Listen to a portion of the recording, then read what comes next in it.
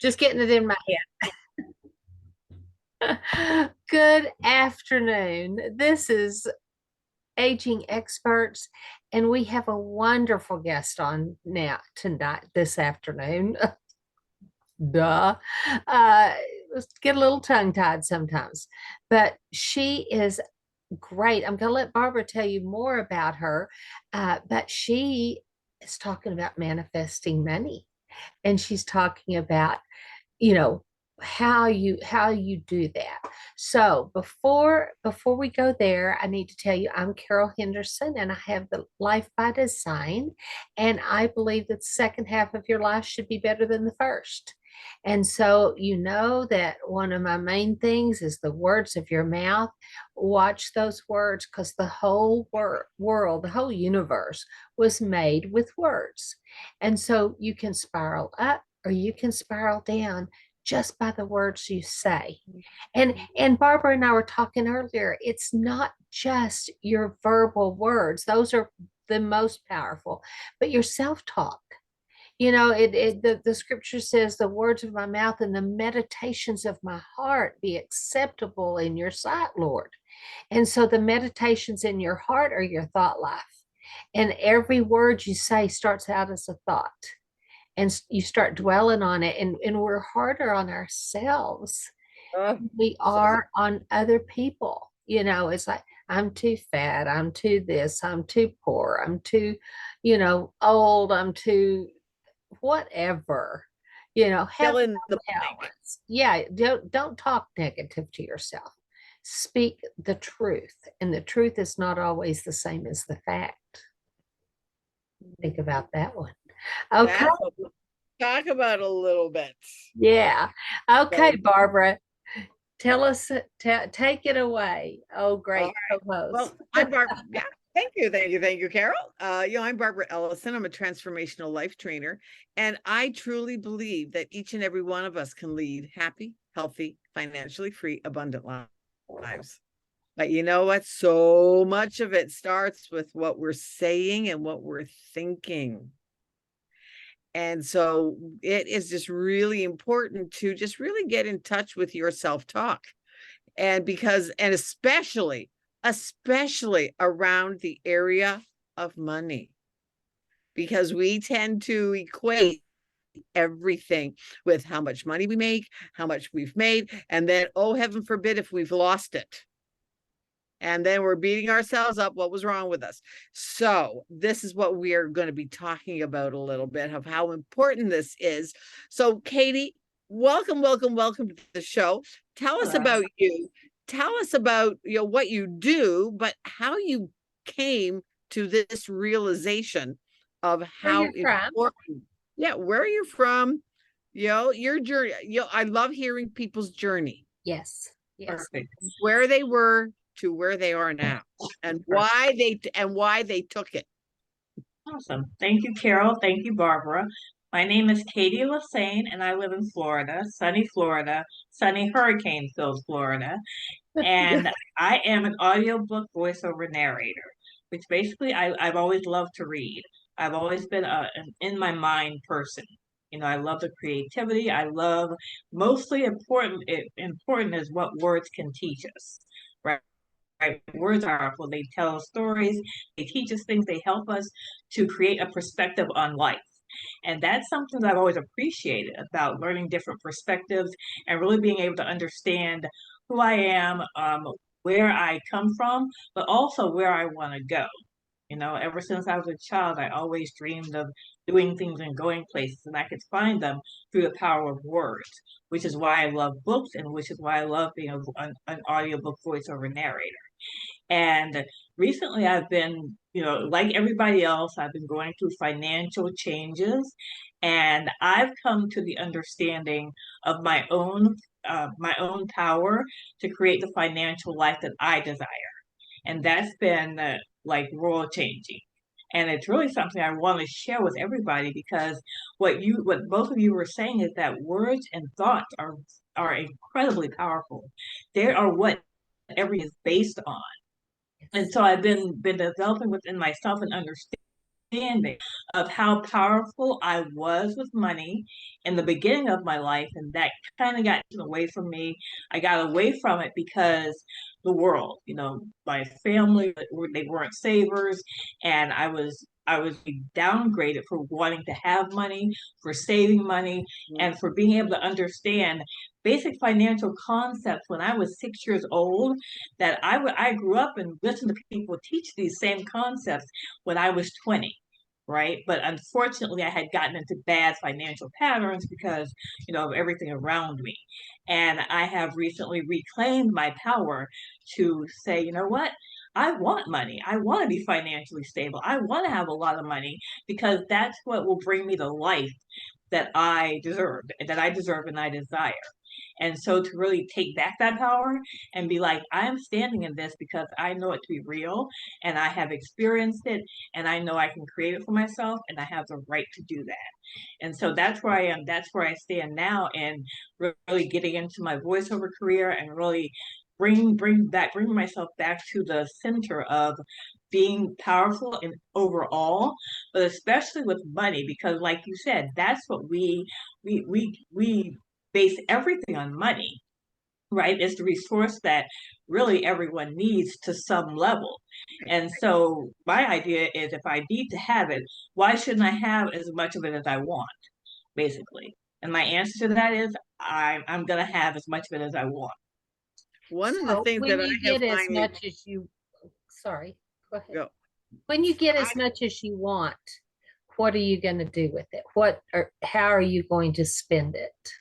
Well, first and foremost, taking care of myself, right? So as I make money, I will be able to buy the house that I want, drive the car that I want, have clothes that I want, but mostly it's just enjoying life in the way that I want, enjoying life and doing what makes me happy, and also having the time and freedom to do more of those things, to see more of those things, and even to help more people. Because I can go and teach classes. I can talk to people. I can build things that will be a foundation for other people learning the same principles that I'm learning, and so therefore spread the word. Right. I feel like this information really needs to get out more and more to people so we can have a world where um, everyone understands their own power, so we aren't so like intrinsically dependent on everyone else's power when people don't always use power to benefit other people, basically. Right. So yeah, but we all have our own power to create whatever we want, basically. But we just, number one, don't know we have it. Number two, don't or won't use it. And that's where Or we throw we it get away with bad we throw it words. away. Exactly. That and thought, yeah, bad words and bad thoughts. So right. One Right. of the So, things that really comes to mind for me as you're talking is that this is the same principle of like, you can give a man a fish mhm, or you can teach him how to fish. exactly. Like, so often people right now have been given a hand up Mhm, instead of a hand up. exactly. And so it's because it's only a hand out with no learning and no hand up. Mhm, It's a self-perpetuating, and I think it's a spiral down because people, when you're already feeling like you're being put upon, mhm, and because when you are just given something, most people, and I know I'm of the two, the things that I have been given, you don't necessarily treat them as well as what you would have as if you had worked for it. exactly. You don't no, appreciate it. stop and You think of the don't people who have appreciate it. won the lottery that Mhm, you Yes. win, and it doesn't matter. It can be in the billions with the B, yeah. and not even just in the M area, but the B. And 2, 3, 5 years, they are in worse shape than before because Exactly. they don't use it to get debt free and stay debt free. They don't use it to help others. And when you're given money, this is my opinion, but it's also scriptural. We're blessed to be a blessing. When you are given Exactly. money, it's to go and help, like you were talking about, helping others learn, help, the hand up. Because if, Mhm. and how much of that did we see in the last 2 years of people just sitting with their hands out? And now businesses cannot staff their businesses because everybody's still sitting home with their hand out. Yeah, They yeah, found out that that was the easy way, but it's really not, because they've learned such bad habits through that. yeah, exactly. And that's it, what you say brings to me two thoughts. Is one, the always expecting to have a job, and that's how I was raised. Right. I always had to, make sure I had my skills. I can go out and get a job, which I still can. I'm not going Right. to say that that's completely gone away. At the same time, I know that it's more, it's not even better, it's more powerful, it's more empowering to really see how I can create something that generates money, whether or Right. not someone else wants to pay me. Right. Right. it Well, it, it would yeah. be my, yeah, in my dream world, we would teach children to be entrepreneurs first, and then Yes. teach them to be employees. I feel like even as an entrepreneur, you would make a better employee because Yes. you understand how things work. So you would give more, and you would understand how to help people Uh, to, help the company to do better. Yeah, and Right. you take And we see ownership that of so that often. company. And that's one Exactly. thing that I've found is that when I go work for somebody or do a job for somebody, it's like I treat it like it's mine. And Barbara was down Exactly. here and we did some things that I did, and she's doing some of that too. I mean, I always tell people, don't quit your day job, because that's where you Right. meet the people that you can help, whether it's, your health, your finances, your, mindset. You meet them out in the world. And if you sequester yourself off in your living room in front of a Zoom call, it's a little harder to meet the people. And so, Exactly. maybe later after you build that business, but don't give up your day job until you're to that position, whether you're forced into that position or whether you move into that position willingly. So many people were forced into it the last 2 years. Right, exactly. And the other thing is the not learning the mentality to maintain money, and money is actually not a solution. It, as you stated before, can be a bigger problem if you don't know how to manage it. And this goes back to my childhood again. Is even as a child, I would somehow, I naturally had the idea of to save money. To, like, my family would always say, if you give Katie $1, she will spend $1 and save, she would spend 50 cents and save 50 cents. And so this is something that was innate within me. And now everyone talks about putting money away, and those type of principles. If you don't have the mentality to manage money, it doesn't matter how much you get, because you're not going to understand how to make that money work for you over the long term. And the other thing is, if you don't have the mentality, if you are traumatized around money, or if you have issues with money, then you're naturally going to detract it from you. So you're going to repel it. So no matter how much you get, you're going to try to get rid of it. And so I always say, if I won $1 billion, I would spend 6 months to a year working on my mindset first. Right. And then I would go out and do what I needed to do and learn, but I would learn to invest. I would heal emotional issues, because that can affect how much money you bring in, and how well you manage it as well. And so if we're not dealing with all these things, and so people they get lost. They don't understand why they can't find a job, or why they can't make X amount of dollars or anything like that. And that's at the core of it. You really have to take it from all levels, and learn to manage it, but also learn to be spiritually aligned enough to want to manage it and want to keep it coming in, so that you do. So that's what you manifest, right? So I'm big on Yes. manifestation. So if you're not, then you're going to have all sorts more issues than really anything that it would solve. So Yes. Yes. Yeah. And it goes back to money being a tool. right. And when you can use your tools, Mm-hmm. the advancement of other people, Mm-hmm. keep your tools sharp, Exactly. know how to use them. Mm-hmm. And I truly believe that money can be that kind of a tool. It really can.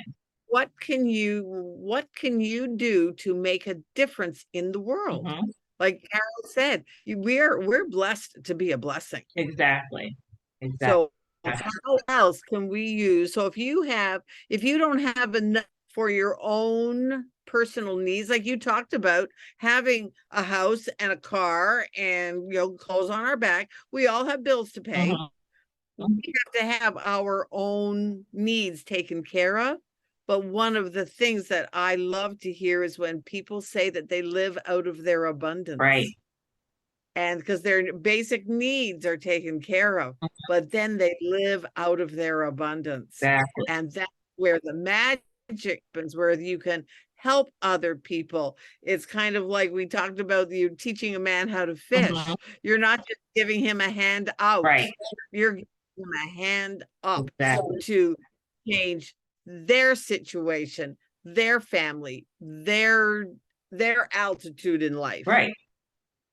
And I think there's nothing better than to be able to help other people. I think it's Zig Ziglar. Well, I know it's Zig Ziglar.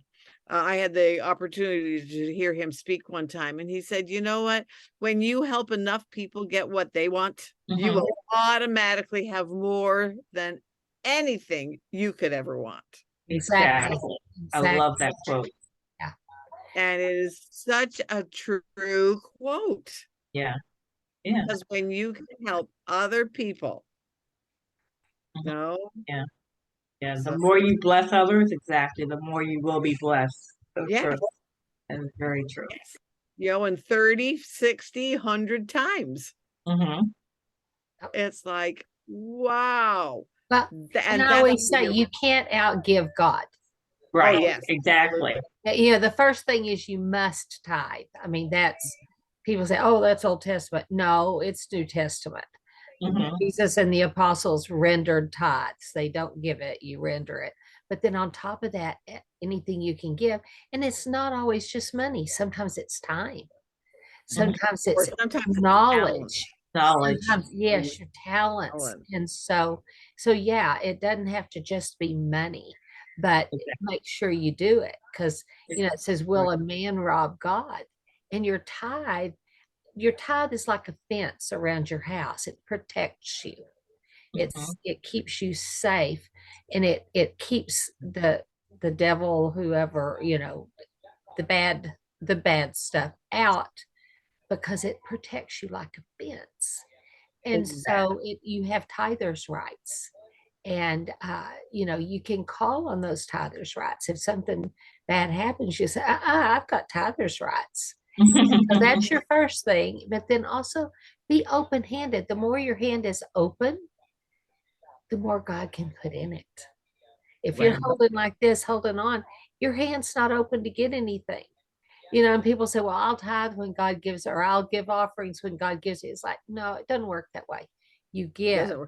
And give then, first. Yeah. Very true.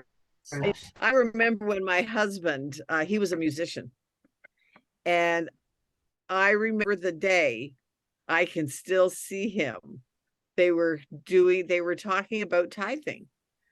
And it wasn't, and that's exactly what the sermon was about. It was like, it's not about money. It's about your time and your talent. And he got there, and I knew something had hit him. And he turned to me and he said, they've been asking me to be part of the worship team. I guess that means I'm supposed to do that. And it was, and he became part of the work because he had such a talent of musician. And he didn't read music, but he was a guitar player, and he heard. He could hear, and oh yeah, there's the chord. And so he knew he could hear almost any worship songs. And the leader would be like, oh, we'll play, David, play this something sustained. Say, no, tell me, play it. And then that's the name of that chord. That kind of thing. He was so talented, but he that it wasn't, tithing was not about money. And yes, you do need to do it. However, it's about time and talent. Yeah. Well, and what I love about whether the talent, the tithe, yeah, yeah, what I love about the tithe is it's like it isn't okay, $10, and there's somebody that Mm. all they have is $10, and then there's the $1 million going $10. That's what I drop out of my pocket in you know, right, it's like it's 10%. It's 10% across the board. So people that have more pay more, and people that have less pay less. But that's the Exactly. starting point. That's the starting blocks. And Yeah. when you run the race, you get your starting blocks and you get in there, you render your tithe, then you start running your race, and the race goes so much smoother if you've Right. rendered your money tithe and then rendered any time tithe, talent tithe on Yeah. top of that. So Yeah. yeah. Yeah. For me, it's essentially you give what you can give. Yeah. You don't have to compare yourself. You just No, well, whatever the I have, widow with whatever the light I mite, have. you Yeah. know, the widow with the mite, God said, or Jesus said, she's given more than all the others because she Right. gave all she had. Been there, done that. Okay. Yep, been there, done that. So, wow, yeah. And I mean, but the thing is this is what this conversation is about, is when you do what you know to do. Mhm. Like, I love the fact that, Katie, that you felt you needed to be doing it. And Exactly. then it doesn't matter what anyone else says. Yes. Exactly. Yes. Do what you know for you. Yes. Mhm. Yeah. Yeah. You know your Yeah. why. And Yeah. that's what we're trying to help people get to is, what is your why? Why do you have your why? Right. So yeah. Yeah. Wonderful, wonderful. This has been fun. This has been It fun. has been. Thank you for having me. Oh, thank you for Oh, coming on. This has been delightful. And I know our clients are going to love hearing this. So, and one of the biggest things, though, you might not believe us. You might not believe in manifestation. You might not believe in the law of attraction. You might believe in gravity. However, if you walk off of a building, you're going to fall.